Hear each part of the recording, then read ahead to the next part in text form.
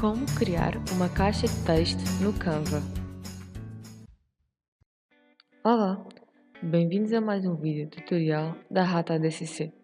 Neste vídeo, vamos aprender como criar uma caixa de texto no Canva. Precisamos do Canva aberto, a sessão iniciada e um template já selecionado. Primeiro, vamos à barra de Opções à esquerda e clicamos em Texto.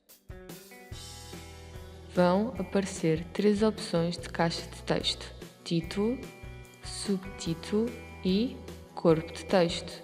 Em baixo temos alguns formatos de texto já pré-configurados.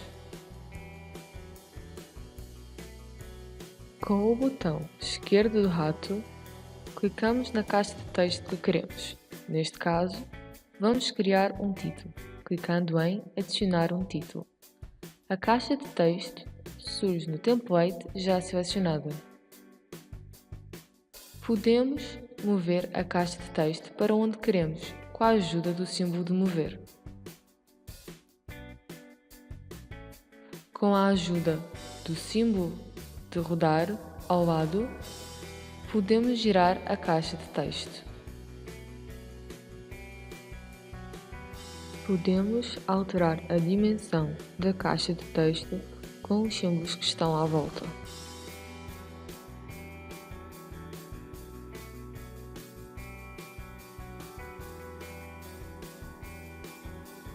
Para apagar uma caixa de texto, basta selecionar a mesma e clicar com o botão direito do rato e escolher Eliminar. Espero que tenham gostado. Se tiverem dúvidas, coloquem nos comentários. Para mais vídeos sobre o Canva e outros programas, vejam o nosso canal. Obrigada!